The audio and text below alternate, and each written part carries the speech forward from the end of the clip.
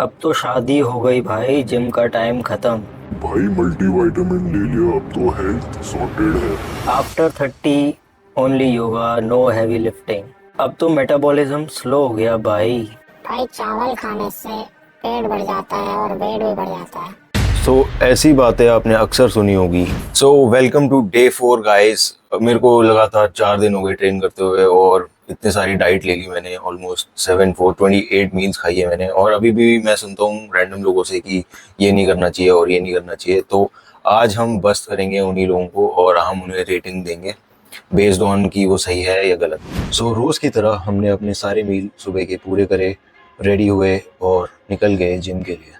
Gym पहुंच के हमने थोड़ी करी कार्डियो और फिर हम गए फ्लोर पे और थोड़ी करी हमने वार्म अप करने के बाद जो हमने पहले एक्सरसाइज करनी थी वो थी शोल्डर प्रेस के हमने करे 4 सेट 12 10 8 और 6 रेप्स के। और इसी के साथ जो मुझे सबसे ज़्यादा आजकल सुनने में आता है कि अब तो शादी हो गई भाई, जिम का टाइम गया, या तो शादी के बाद बॉडी ख़त्म हो जाती है। ऐसा बिल्कुल नहीं होता, क्योंकि शादी हुई है और बॉडी अभी भी मेरे पास ही है। Post marriage people often deprioritize health, और ऐसा बिल्कुल नहीं होना चाहिए। अभी तो फिलहाल आपको और अपना सेल्फ केयर करना चाहिए।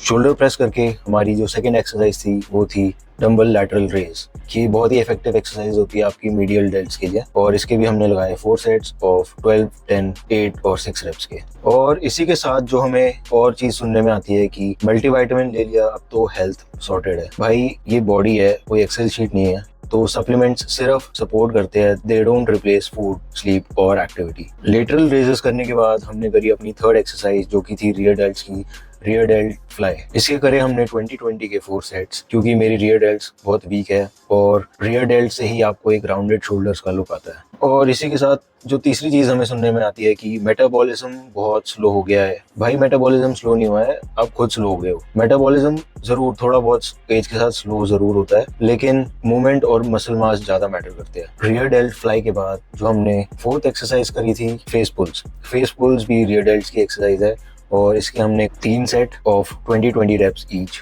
और जो फोर्थ चीज हमें सुनने में आती है कि बल्किंग में आप कुछ भी खा सकते हो, मीठा भी खा सकते हो एंड एवरीथिंग, बट ऐसा बिल्कुल नहीं होता, क्योंकि सरप्लस में जंक खाने से आपका सिर्फ फैट बढ़ेगा, मसल नहीं बढ़ेगा। और इसी के साथ हम आ गए अपने लास्ट एक्सरसाइज पे जो कि थे श्रग्स।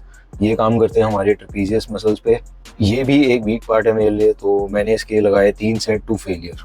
और ये चीज़ जो बहुत ज़्यादा लोग सोचते हैं कि राइस मेक्स यू फैट, ऐसा नहीं होता। Over eating rice causes fat gain, not rice alone. तो ये था हमारा आज का वर्कआउट करके हम रेडी हुए और चल दिए घर। Myth number 6 is protein is only for body builders, जो कि बिल्कुल गलत है। सबको एडिक्वेट अमाउंट में प्रोटीन चाहिए होता है, चाहे वो मेल हो, फीमेल हो, बच्चा हो। सबके लिए प्रोटीन बहुत ही इंपॉर्टेंट होता है, क्योंकि एक बिल्डिंग ब्लॉक होता है मसल का। मिथ नंबर 7 है कि skip dinner to lose fat. तो इसका कोई भी लॉजिक नहीं बनता। तो हम जब मील स्किप करते हैं तो हमारा फैट बर्निंग प्रोसेस बहुत ज़्यादा स्लो हो जाता है और हमें क्रेविंग्स भी होती है काफ़ी। तो ये बिल्कुल ही बोगस है। गाइज, ये था हमारा डे 4 का वीडियो, और ये वीडियो आप उनके साथ ज़रूर शेयर करिएगा जो कहते हैं कि कार्डियो नहीं करना चाहिए, या राइस नहीं खाना चाहिए, या प्रोटीन नहीं खाना चाहिए। और अगर आपको इस टाइप की वीडियो और देखनी हो तो प्लीज़ कमेंट करके बताइए कमेंट सेक्शन में, और please like the video, and if you're watching till the end, please don't forget to subscribe. Thank you for watching, and we'll see you tomorrow with day 5.